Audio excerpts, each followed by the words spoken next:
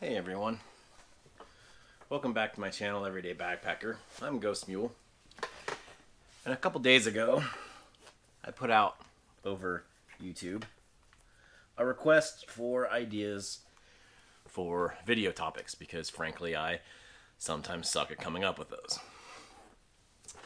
And one of the suggestions was brought forth by my good buddy Doug over at Backcountry Pilgrim, who suggested that I talk a little bit about how my running has affected my backpacking.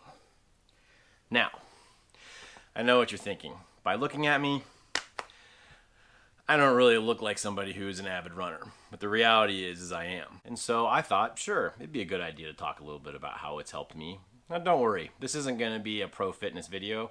I am by no means a fitness guru or expert or even really that good at it because, as you can tell, I still really like food and probably eat too much of it. But we'll get to that later. What is going to be a little bit of a talk about why I utilize running as a tool to prepare for my backpacking trips. So first, let's go ahead and give a little bit of backstory.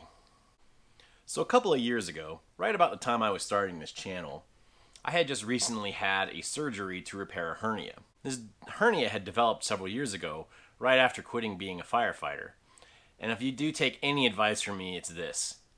Do not put off having that surgery. I did, and it was the worst decision I ever made. Go ahead and get it done. But anyways, because I had put it off for so long, unfortunately, I had also developed a pretty sedentary lifestyle. And even though I had been avidly backpacking since the early 90s and done very well, it definitely affected the performance of backpacking overall. And so, if you go back and watch some of my earlier videos, you'll see that I wasn't quite a bit heavier at the time. And as cringy as those videos are, they're a pretty good reminder of what used to be true for my life. And so post-surgery, I found myself weighing in excess of 300 pounds and not being very healthy. In fact, for me, the catalyst to make some life changes was looking at my medical records and seeing the word obesity listed under existing conditions. And so I knew that I needed to make some life changes. Now, I didn't make these changes right away. In fact, nobody should just run right into running, especially if you weigh in excess of 300 pounds like I did. So I actually started out with walking a lot. And I walked as far as I could. I would throw on a podcast in my phone and earbuds and just take off. And eventually I increased my distance and amount of time spent walking. And I started losing weight. In fact, the majority of my weight loss was done by walking, not running. But eventually, I stopped making any kind of progress. So I started to add very short running intervals. And at first, I may walk several blocks, run for a block, walk several blocks, run for a block, so on. Eventually, I increased those distances of the running and decreased the distancing of the walking until eventually I was primarily running the entire time. Now, another thing you have to be very careful with running, especially being a larger person such as myself, is how they may affect your joints. Running can be very impactful on that. In fact, if you have bad joints, I don't recommend running. I do recommend using an elliptical or something like that that is more less load-bearing on the knees. But eventually, if you do running long enough and well enough, your joints will actually improve over time. But it's important to remember not to push any kind of injury. Don't run through the pain. This isn't a physical challenge because you will end up hurting yourself permanently if you do. So, how has running benefited me as a backpacker? It's benefited me in several different ways. Just like we spend a lot of time talking about prepping our gear and our skill load is in preparation for a trip, it's really important to also prep ourselves because this is a physical activity and frankly, it's not that easy to do. We spend a lot of time, I've seen a lot of videos spend a lot of time talking about strength training, which is definitely important. You have to have strong muscles in order to carry weight up the side of a mountain.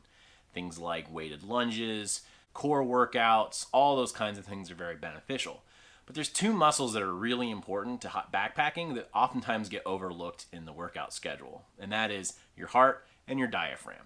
And those are worked out through good cardiovascular training.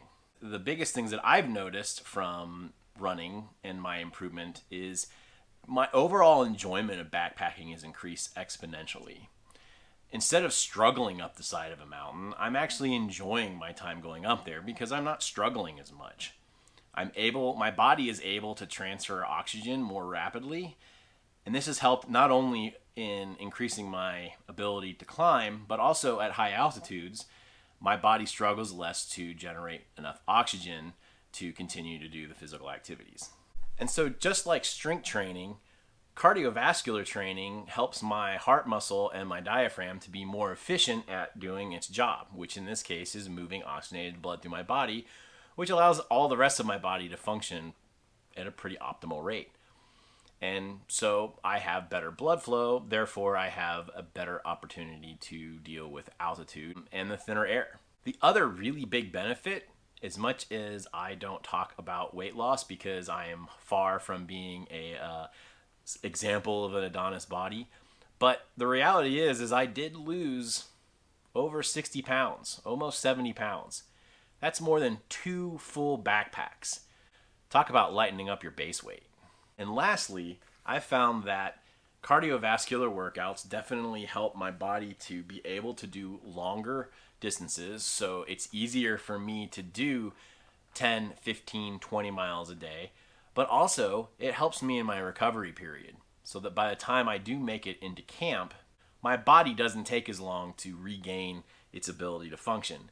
And so it's easier for me to continue to do things like camp chores and set up my tent and things like that, where before I would have to sit for a while and kind of regain my energy before I could do any of those activities. And so generally, for me, the biggest difference has been that it's made my ability to do backpacking easier and more enjoyable over time. And don't get me wrong, it's not easy, and it never will be. But the more tools that you give yourself to make it easier, be it gear, strength training, or cardiovascular training, the more you're going to enjoy the trip overall. So what are some things that you may have changed about your life over your backpacking career that have kind of helped you become a better backpacker? Leave those in the comments below, and as always, keep hiking on, or in this case, running on.